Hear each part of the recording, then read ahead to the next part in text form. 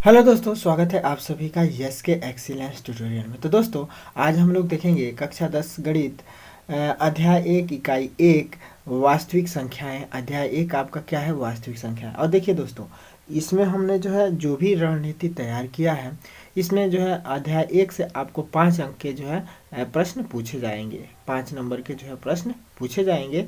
और इसमें 5 नंबर के जो प्रश्न है उसमें आप लोग को बहुविकल्पी पूछा जा सकता है, लघु उत्तरीय में पूछा जा सकता है, अति लघु उत्तरीय और दीर्घ उत्तरीय, सब मिला के आपको इसमें 5 अंक के प्रश्न पूछे जा सकते हैं अध्याय 1 से। तो दोस्तों, अध्याय 1 में हम लोग प्रश्नों को कैसे तैयार करें ताकि हम लोग को 5 अंक मिल जाए, तो इसके लिए आप लोग को प्रत्येक आज से प्रत्येक वीडियो को देखना पड़ेगा, ठीक है ना। तो आज हम लोग खाली देखेंगे बहुविकल्पी प्रश्नों को, और इसके बाद से हम लेके आएंगे अति लघुत्तरीय और लघुत्तरीय प्रश्नों को, उसके बाद से दीर्घोत्तरीय प्रश्नों को। यानी कि इसका अध्याय 1 के लिए 3 वीडियो बनेगा, और अध्याय 1 के तीनों वीडियो अगर आप लोग देख लेते हैं तो 5 नंबर आपका कंफर्म हो जाएगा, ठीक है ना दोस्तों। बिल्कुल आप लोग विश्वास के साथ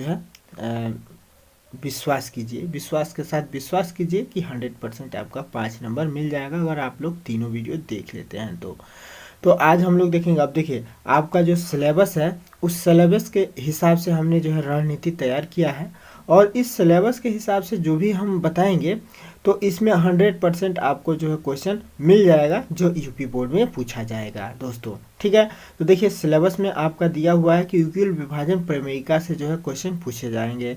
तो यूक्लिड विभाजन प्रमेयिका से जो भी संबंधित क्वेश्चन होंगे वह हम आप लोग को प्रस्तुत करेंगे।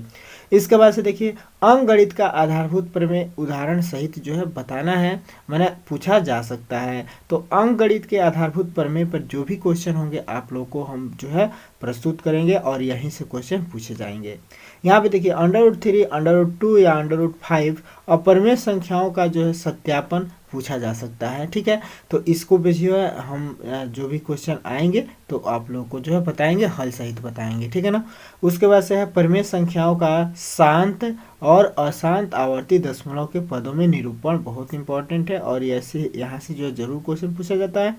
और आप लोग पिछले सालों का क्वेश्चन देख के भी देख सकते हैं कि कैसे पूछा गया है। तो जो भी हम क्वेश्चन बता रहे हैं इसको आप लोग अच्छे से तैयार करते जाइए, और अच्छे से प्रैक्टिस करते जाइए। ये 100% आपको यूपी बोर्ड में मिल जाएंगे। क्वेश्चन नंबर बहुविकल्पीय प्रश्नों का क्वेश्चन 6 हमने सेलेक्ट किया है, और ये 6 क्वेश्चन बहुत ही इंपॉर्टेंट है, इसमें से जरूर आपको एक यूपी बोर्ड में मिल जाएगा। पहला क्वेश्चन देखिए क्या है। तो पहला क्वेश्चन है कि यूक्लिड विभाजन प्रमेयिका के अनुसार दो धनात्मक पूर्णांक a और b दिए रहने पर ऐसी अद्वितीय पूर्णांक संख्या q और r विद्यमान है कि a बराबर बी क्यू प्लस r, ठीक है ना। देखिए दोस्तों, ये यूक्लिड विभाजन प्रमेयिका के अनुसार यदि दो धनात्मक पूर्णांक हों, दो धनात्मक पूर्णांक का मतलब अगर a और b दो गो अंक हों, जैसे कि हमारे पास अगर दो अंक हो, जैसे कि अगर हमारे पास दो अंक हो, कोई भी दो अंक ले लीजिए, जैसे कि 2 है और 7 है, ठीक है ना। 2 है 7 है, तो दो अंक अगर हम लोग को दिया गया हो तो यूक्लिड विभाजन प्रमेयिका के अनुसार हम लोग दो और अंक प्राप्त कर सकते हैं। कैसे? तो देखिए, अगर 7 में 2 से भाग दें, 7 में हम लोग 2 से अगर भाग दें तो 2 गो और ही अंक हम लोग को प्राप्त होगा, क्या? एगो भागफल है, एगो शेषफल, ठीक है। तो यह यूक्लिड विभाजन प्रमेयिका कहता है। तो 2 तिया 6 1 आ गया, तो ये भागफल हो गया, ये भागफल हो गया, ये शेषफल हो गया। तो 2 गो और ही संख्या बढ़ गया, ठीक है ना। तो यही यूक्लिड विभाजन प्रमेयिका कहता है। यूक्लिड विभाजन प्रमेयिका के हिसाब से देखिए, अब जैसे कि अगर हम लोग यूक्लिड विभाजन प्रमेयिका हो गया, यूक्लिड विभाजन प्रमेयिका क्या कहता है कि 2 गो अगर अंक दिया हो तो 2 गो और ही अंक प्राप्त किया जा सकता है। ये यूक्लिड विभाजन प्रमेयिका कहता है। अब देखिए, ये 7 बराबर हम लोग लिख सकते हैं, क्या? 7 बराबर लिख सकते हैं, इसका गुणा करके इसको जोड़ देते हैं तो 7 प्राप्त हो जाएगा। तो 7 बराबर हम लोग लिख सकते हैं, क्या? 2 गुणे 3 अधन 1, माने यूक्लिड विभाजन प्रमेयिका से a बराबर बी क्यू, ए बराबर क्या होगा? बी क्यू प्लस में आर, यह ना होता है इक्विलिब्रियम विभाजन प्रमेय का। तो ए का समझिए 7 है, अब बी को समझिए 3 है, और क्यू को समझिए बी क्यू, तो बी क्यू को समझिए क्या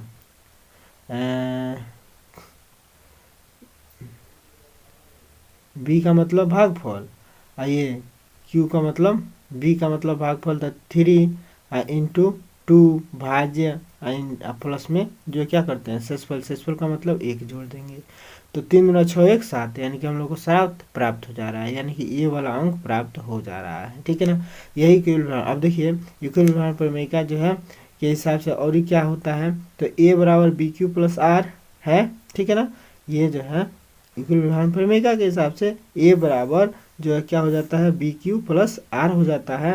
माने अगर हम लोग को ये 7 प्राप्त करना है तो इसका गुणा करके शेषफल जोड़ दें तो 7 हम लोग को प्राप्त हो जाएगा। कहने का मतलब ये है कि ए बराबर बी क्यू प्लस आर हो जाता है। ठीक है, अब जहाँ आर के बारे में कहा जा रहा है कि आर निम्न को जो है संतुष्ट करेगा, तो अब बताना है हम लोग को विकल्प में कि आर किसको संतुष्ट करेगा। देखिए दोस्तों, ये जो है शेषफल के बारे में कहा जा रहा है कि ये शेषफल क्या कहता है, तो शेषफल के बारे में कहा गया है इक्विलिब्रियम विभाजन प्रमेय में कि जो शेषफल प्राप्त होता है ना, वह शेषफल जो है क्या होता है जीरो से जो है जीरो के बराबर होता है, या जो है जीरो से बड़ा होता है, और जो हमेशा जिससे भाग दिया जाएगा उससे छोटा होता है। यानी कि भाग जो है किससे दिया जाएगा, तो बी से जो है भाग दिया जा रहा है। ठीक है, तो बी जो है भाजक होगा, बी जो है क्या होगा भाजक होगा, बी भाजक है, और क्यू जो है क्या है भागफल है। यहाँ बी भाजक है, बी भाजक का मतलब 2 भाजक होगा। ठीक है, और 3 जो है क्या होगा भागफल होगा। ठीक है ना, यानी कि क्यू भागफल होगा, बी भाजक क्यू भागफल और आर शेषफल होगा, और ये भाज्य होगा, जिसमें भाग देना है वह होगा ए। ठीक है, ठीक है यहाँ पे। ठीक है, तो अब यहाँ पे देखिए, तो 0 बराबर जो है क्या हो जाएगा हाँ, तो जबकि आर निम्न को संतुष्ट करता है, तो आर के बारे में कहा गया है कि ये जो आर होगा ना, ये जो है 0 से बड़ा होगा या 0 के बराबर होगा। ठीक है ना, 0 से छोटा नहीं होगा। ठीक है, और बी से जो है हमेशा जो है क्या रहेगा छोटा आएगा। ठीक है ना, बी से हमेशा छोटा आएगा, माने जिससे भाग देंगे उससे शेषफल हमेशा छोटा होगा, और 0 से जो है बड़ा हो सकता है या 0 के बराबर हो सकता है। माने ये वाला कंडीशन जो है अगर आपको विकल्प में मिल जाए तो आप विकल्प का जो है विकल्प दे सकते हैं। तो ये वाला कंडीशन आपको जो है सी में है। ठीक है, मैंने इक्विलिब्रियम विभाजन प्रमेय को समझना बहुत ज़रूरी है, इसलिए इसको जो है 1-2 बार वीडियो को बैक करके भी देख लीजिएगा। ठीक है ना, इसको समझना बहुत ज़रूरी है। ठीक है, तभी जो है आप लोग इक्विलिब्रियम विभाजन प्रमेय से संबंधित क्वेश्चन इस पे हल कर सकते हैं 1 नंबर में। ठीक है, अब दूसरा क्वेश्चन देखिए, दूसरा है कि किसी धनात्मक पूर्णांक p के लिए प्रत्येक धनात्मक विषम पूर्णांक का रूप होता है। किसी धनात्मक पूर्णांक p के लिए प्रत्येक धनात्मक विषम पूर्णांक का रूप होता है। तो प्रत्येक धनात्मक विषम पूर्णांक का रूप जो है क्या होता है, तो देखिए प्रत्येक धनात्मक विषम पूर्णांक का रूप क्या होगा, तो 2 का जो है अगर किसी भी संख्या के साथ गुणा करके 1 जोड़ दिया जाए तो ये जो है हमेशा एक विषम पूर्णांक प्राप्त होगा। ठीक है ना, तो 2 के साथ माने 2 के साथ किसी भी पूर्णांक से गुणा कर दिया जाए, किसी भी पूर्णांक का मतलब 1 2 3 4 5 6, और उसमें 1 जोड़ दिया जाए तो हम लोग को हमेशा विषम संख्या प्राप्त होगा। जैसे देखिए 2 p का मतलब पूर्णांक का मतलब 1 है, धन में 1, यह गुणा करके जोड़ दिया जाए तो 2 अगर हम 2 धन 1 तो ये हो जाएगा 3, एक विषम पूर्णांक हो गया। फिर 2 गुणा 2 धन 1 तो जो है 2 दूना 4 1 5 विषम पूर्णांक हो गया। फिर 2 गुणा मतलब p का मतलब p का मान बदलता रह सकता है कि 1 2 3 3 ले लीजिए, 3 गुना 6 धन 1 कर दीजिए तो 7, तो हमेशा जो है विषम पूर्णांक प्राप्त होगा। तो अगर ऐसा जो है कंडीशन वाला जो है अगर आप लोगों को विकल्प मिलता है तो वह विकल्प सही होगा। तो ऐसा कंडीशन वाला विकल्प है डी। ठीक है, तो ये वाला जो है आपका आंसर सही होगा।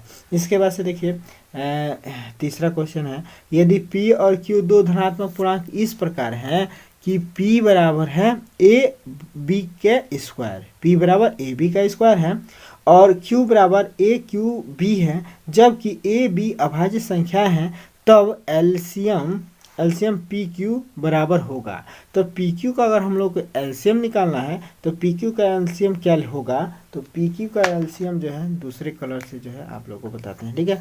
तो पी क्यू का जो एलसीएम होगा क्या होगा, तो पी बराबर अब हम लोग को दिया गया है ए और बी का स्क्वायर, यही ना दिया है, और क्यू बराबर हम लोग को दिया गया है ए क्यू और बी, यही ना है। तो देखिए दोस्तों, अब इसका हम लोग को एलसीएम निकालना है, लघुत्तम समापवर्तक निकालना है, ठीक है ना। तो जब भी लघुत्तम समापवर्तक निकालिएगा आप लोग, ठीक है, तो हम लोग लघुत्तम समापवर्तक में देखेंगे जैसे कि ए है और यहाँ पे जो है, यहाँ पे ए क्यू है और यहाँ पे ए है, ठीक है, यहाँ पे बी है और यहाँ पे बी स्क्वायर है। तो इसमें इन दोनों अंकों में माने जैसे कि ए और ए को देख रहे हैं, तो इसमें जिसका सबसे अधिक घात है उसी को ले लेना है। तो सबसे अधिक घात इसमें ए में और ए क्यूब में सबसे अधिक घात ए क्यूब का है, तो ए क्यूब हो जाएगा लॉसा में। अब बी है, यहाँ भी बी है, तो बी का सबसे अधिकतम घात बी स्क्वायर है, तो ये हो जाएगा आपका लॉसा में, ठीक है ना। कहने का मतलब ये है कि जब हम लोग लॉसा लेते हैं तो लॉसा लेते हैं तो क्या होता है, जो सब में मिलता है वो तो लेते ही हैं, उसके बाद से जो है क्या, जो नहीं मिलता है उसको भी ले लेते हैं। जैसे कि अगर इसको हम लोग विस्तार करें, p बराबर दिया है a इंटू बी स्क्वायर दिया है, तो इसको हम लोग लिख सकते हैं क्या, a अगुणे बी, यह ना लिख सकते हैं। लॉसा निकालते हैं तो गुणनखंड कर दे रहे हैं, q बराबर जो है क्या लिख देंगे, ए क्यू दिया है, ए क्यू और बी खाली दिया है, तो ए क्यू का मतलब ए गुणे अगुणे जो है क्या कर देंगे बी, ये ना करेंगे। तो देखिए ए मिला तो ए ले लेना है, ठीक, लॉसा में यही ना होता है। देखिए ये नहीं मिल रहे हैं ऊपर में, तो ये इनको भी उतार लेंगे, ठीक है। और उसके बाद से देखिए बी मिल गया यहाँ भी दोनों में, तो अकेले बी ले लेंगे, और जो नहीं मिलता उसको भी ले लेते हैं, ये ना होता है लॉसा में। तो देखिए ना, अब ए गुणे ए तो ए पे क्यूब हो जाएगा। जब एक समान संख्याएं होती हैं आपस में गुणा करते हैं तो उसके घात जो हम लोग लिख सकते हैं जितनी संख्याएं हैं उतना, ठीक है। तो ए दो तीन है ए, तो ए गुणे ए यानी कि ए के क्यूब हो जाएगा, गुणे बी तो बी का स्क्वायर हो जाएगा, तो ए स्क्वायर इंटू बी स्क्वायर आया। इसका मतलब ये है कि उच्चतम घात ले लिया जाएगा तो लॉसा निकल जाता है, ठीक है ना। तो लॉसा जो हम लोग का क्या आया, ए क्यू इंटू बी स्क्वायर। तो ए क्यू इंटू बी स्क्वायर देखिए कहाँ है आपका विकल्प, तो ए क्यू और बी स्क्वायर, सी विकल्प आपका सही होगा, ठीक है। इसके बाद से देखिए, इसके बाद से हम ये जो है जो भी क्वेश्चन हम आप लोग को बता रहे हैं ये बहुत ही इंपॉर्टेंट है, और ये 100% इस पे आप लोग तैयारी रखते हैं तो आप लोगों को जो है ये यूपी बोर्ड में मिल जाएगा, ठीक है। यहाँ पे देखिए यदि ए बराबर इतना है और बी बराबर इतना है तब AHCF ए और बी का जो है क्या होगा।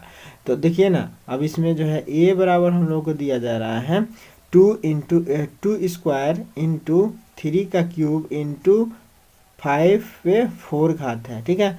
और b बराबर हम लोगों को दिया गया है क्या, 2 का क्यूब इंटू 3 का स्क्वायर इंटू जो है 5, ये नहीं दिया गया है। तो अब देखिए यहाँ पे, तो अब देखिए हमने अभी बताया कि यहाँ पे 2 का क्यूब है, यहाँ पे 2 का स्क्वायर है, तो सबसे अधिकतम घात ले लेना है 2 का क्यूब, ठीक है। अब यहाँ पे देखिए 2 पर स्क्वायर है और 3 पर क्यूब है, तो इसमें अधिकतम घात 3 पर 3 है, यानी कि 3 पर 3 ले लेना है यहाँ से लॉसा के लिए, ठीक है। और इसके बाद से जो ये CF निकालना है, मौसा निकालना है। तो मौसा में जो हम लोग क्या करेंगे, जो न्यूनतम घात है वो लेंगे, तो मौसा में जो न्यूनतम घात है वो लेंगे, तो मौसा में न्यूनतम घात लेना है। लॉसा हम लोग निकाल रहे थे, मौसा निकालना है, तो मौसा के लिए या CF के लिए हम लोग क्या करेंगे, इसमें देखेंगे कि सबसे कम घात किसका है, तो 2 स्क्वायर का है, तो 2 स्क्वायर ले लेंगे। इसमें सबसे कम घात क्या है, तो 3 का स्क्वायर है। इसमें सबसे कम घात क्या है, तो 5 है, ठीक है ना। तो इस टाइप का अगर जो है, अब हम लोग को जो है इतना निकालने के बाद से अब क्या करना पड़ेगा, मौसा ये हो गया हम लोग का, तो इसका वर्ग है 2 का वर्ग, चूँकि इस फॉर्मेट में नहीं दिया गया है, तो इसको जो है इस फॉर्मेट में कैसे आया होगा, यानी कि इसको गुणा कर दिया है, ठीक है। तो 2 का वर्ग का मतलब 2 दूना 4, 3 का वर्ग का मतलब 3 त्रिका 9 गुणे 5, तो 5 चौका 20, 5 चौका 20, 20 नवा 180, तो 180 जो विकल्प है वही आपका सही होगा। ठीक है, तो 180 जो है आपका सही होगा। देखिए यही लौसा और मौसम में यही अंतर है कि अगर हम लोगों को मौसम पर यानी कि एचसीएफ निकालना है तो न्यूनतम घात ले लेंगे। ठीक है ना भाई, ये और ये दोनों मिल रहे हैं तो इसमें न्यूनतम घात किसका है, 2 का 2 पे। ठीक है ना, 2 का 2 पे जो है न्यूनतम घात हो रहा है तो न्यूनतम घात ये ले लेंगे। 3 3 दोनों में है और इसका घात क्यूब है, इसका घात जो स्क्वायर है। ठीक है, तो स्क्वायर घात सबसे न्यूनतम घात जो है स्क्वायर ले लेंगे। अब 5 और 4 पे 5 पे 4 है तो इसमें न्यूनतम घात 5 है तो जो है 5 का है तो 5 ले लेंगे केवल। ठीक है, तो न्यूनतम घात लेके और इसका गुणा कर देंगे तो ये हो जाएगा आपका एचसीएफ। और अधिकतम घात लेके गुणा करेंगे तो हो जाएगा एलसीएम। ठीक है, तो ये वाला विकल्प आप लोगों का सही होगा। ठीक है, इसके बाद से क्वेश्चन नंबर 5 है, निम्न में से कौन अभाज्य संख्याओं का एक युग्म है। तो देखिए दोस्तों, अभाज्य संख्याओं का एक युग्म वही जोड़ा होगा जिसका मौसप यानी कि एचसीएफ अगर निकाला जाए तो 1 आए। ठीक है ना दोस्तों, तो एचसीएफ आप लोग 14 और 35 का निकालिएगा। 14 और 35 का एचसीएफ निकालते हैं हम लोग, तो 14 35 का एचसीएफ जो भाग विधि से निकाले हम लोग, अच्छा गुणनखंड विधि से निकाल देते हैं। तो 14 बराबर लिख सकते हैं क्या, 2 7 14, 2 गुणे 7, तो 1 गुणे 2 गुणे 7 लिख देंगे। अच्छा अब 35 का जो है निकालना है तो 7 5 35 यानी कि 1 गुणे 5 गुणे 7 हो जाएगा। ठीक है, तो इसमें देखिए 1 1 मिल रहा है और 7 7 मिल रहा है तो 1 7 यानी कि मौसा आ रहा है इसका 7। और देखिए अभाज्य संख्या का जो है युग्म का जो है अगर एचसीएफ 1 आए तभी कहेंगे कि वह जो है संख्याएं जो है क्या है, अभाज्य संख्याओं का जोड़ा है। तो यहाँ पे देखिए मौसा आ रहा है 7 तो ये नहीं होगा। ठीक है, अब यहाँ पे देखिए 18 25 का देखिए, तो 18 का अगर हम लोग गुणनखंड करें तो 1 गुणा 1 जरूर लीजिएगा, एचसीएफ निकालते हैं तो 18 का जो अगर हम लोग गुणनखंड करते हैं तो 2 गुणे 3 गुणे 3 होगा ना, 3 3 9 दूना 18। ठीक है, और 25 का करें तो 1 गुणे 5 गुणे 5 होगा। ठीक है, तो इसमें देखिए 5 और 3 कोई कॉमन नहीं मिल रहा है, केवल 1 और 1 कॉमन मिल रहा है तो इसका एचसीएफ 1 हो जा रहा है। ठीक है ना, तो जब इसका एचसीएफ 1 हो गया तब इधर करने की जरूरत नहीं है, तब यह हो जाएगा अभाज्य संख्या का युग्म। ठीक है, तो आपका जो एचसीएफ जो हो जाएगा एचसीएफ 1 आ रहा है इस जोड़े का, तो इसलिए विकल्प यह सही होगा आपका। ठीक है, बस अब यहाँ से इससे रिलेटेड जो है सवाल अगर आता है तो आप लोग इसको कर सकते हैं। ठीक है, इसके बाद से यहाँ पे देखिए शांत दशमलव में व्यक्त हो सकने वाली परिमेय संख्या कौन सी है। तो देखिए दोस्तों, शांत दशमलव में वही परिमेय संख्या होगी जिसके गुणनखंड में, जिसके हर के गुणनखंड किया जाए तो जो है क्या आ जाए, 2 पर m घात और 5 पर n घात के रूप में आ जाए। ठीक है, तो इस फॉर्मेट में अगर हर का गुणनखंड मिलता है तो हम लोग कहेंगे कि ये जो है शांत है, और नहीं मिलता है तो कहेंगे कि अशांत है। ठीक है ना, तो 164 का अगर गुणनखंड किया जाए तो 164 का गुणनखंड कर लीजिए, तो 164 का अगर हम लोग गुणनखंड करते हैं तो क्या होता है, तो 2 8 16 और 2 दूना 4, फिर 2 से 2 चौको 8, 2 का 2। ठीक है, 2 8 16, 2 दूना 4, 2 चौको 8, 2 का 2। अब 41 कटेगा, 41 4 1 5, 41 41 से कटेगा। ठीक है, तो 2 गुणे 2 गुणे 41 हो रहा है। तो देखिए ना, अब 2 का तो जो है m घात मिल रहा है लेकिन ये 41 मिल रहा है, जो कि जो है 5 पे कुछ घात अगर आता, जैसे 2 पे 2 घात आ रहा है, इसी तरह से 5 पे अगर कौन संख्या का घात आता तब तो यह हो सकता था शांत। ठीक है ना, शांत दशमलव में व्यक्त कर सकने वाली संख्या, तो शांत जो हो सकता था, तो इस शांत अभी नहीं है। ठीक है, क्योंकि इसके गुणनखंड में 2 पर m घात 5 पर m घात n घात नहीं मिल पा रहा है। ठीक है, यहाँ पे 41 हो जा रहा है तो इसलिए ये नहीं होगा। अब फिर जो है क्या कीजिए, 30 का जो है ऊपर के संख्या से कोई मतलब नहीं है, खाली नीचे के संख्या का गुणनखंड करेंगे। अब 30 का गुणनखंड करिए ना, तो 30 का गुणनखंड अगर हम लोग करें तो 2 15 30, और फिर जो 3 5 15, फिर 5 1 5, तो गुणनखंड हो गया आपका 2 गुणे 3 गुणे 5 हो गया, मैंने 5 3 15 दूना 30 हो गया ना गुणनखंड। तो अब इसमें देखिए 2 है और 3 है और 5 है, तो इहो नहीं होगा क्योंकि 3 नहीं होना चाहिए। 2 पे कुछ घात आए और 5 पे कुछ घात आए, 3 है तो इहो नहीं होगा। ठीक है, अब देखिए 625 का गुणनखंड करके देखिए, तो 625 का गुणनखंड करते हैं तो 625 का गुणनखंड क्या होगा 625।